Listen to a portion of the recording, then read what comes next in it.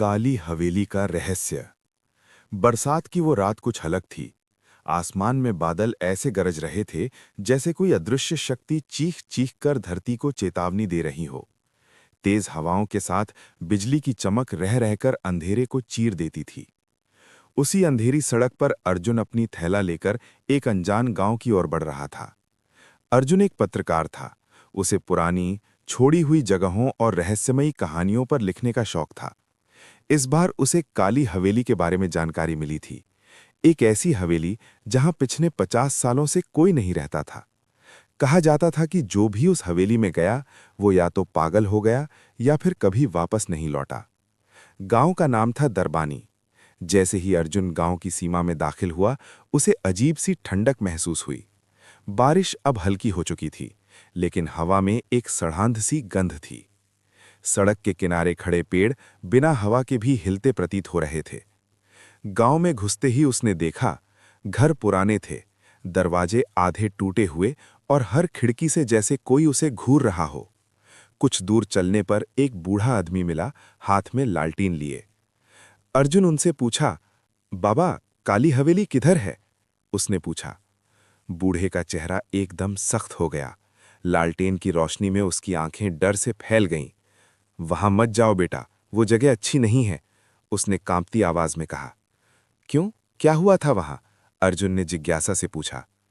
बूढ़े ने चारों ओर देखा, जैसे कोई सुन न ले। वो हवेली जिंदा है, वहां रात में चीखें सुनाई देती हैं। वहां एक आत्मा रहती है, दरबानी रानी की। ये कहकर वो बूढ़ा तेजी से अंधेरे में खो गया। अर्जुन के रोंगटे खड़े हो गए, लेकिन डर से ज्यादा उसके भीतर उत्साह था। उसने हवेली की ओर जाने वाला रास्ता पकड़ लिया। कुछ ही दूरी पर वो हवेली दिखाई दी। विशाल, काले पत्थरों से बनी हुई ऊंची दीवारें और टूटा हुआ मुख्य द्वार। बिजली चमकी और एक पल के लिए हवेली का पूरा ढांचा साफ दिखाई दिया, जैसे कोई भूतिया महल। अर्जुन ने कैमरा निकाला और तस्वीर लेने ही वाला था कि अचानक धड़ाम, मुख्य दरवाजा अपने आप खुल गया। उसका दिल जोर जोर से धड़कने लगा। फिर भी वो भीतर चला गया। हवेली के अंदर अजीब सी ठंड थी। फर्श पर धूल जमी थी, लेकिन बीच बीच में ताज़ा पैरों के निशान थे। दीवारों पर टंगी पुरानी तस्वीरें, सभी में एक औरत थी, भारी गहनों में, लेकिन उसकी आंखें बेहद डरावनी। अचानक ऊपर से किसी के चलने की आवाज आई। छप छप, जैसे कोई गीले पैरों से चल रहा हो। कौन है? अर्जुन की आवाज कांप गई। कोई जवाब नहीं। अर्जुन सीढ़ियां चढ़ने लगा। हर सीढ़ी चरमराती थी। ऊपर पहुंचते ही उसे एक कमरा दिखा, जहां से हल्की रोशनी आ रही थी। कमरे के बीचों बीच एक औरत खड़ी थी, सफेद साड़ी, खुले बाल और पैर जमीन से थोड़े ऊपर। अर्जुन का शरीर जम गया।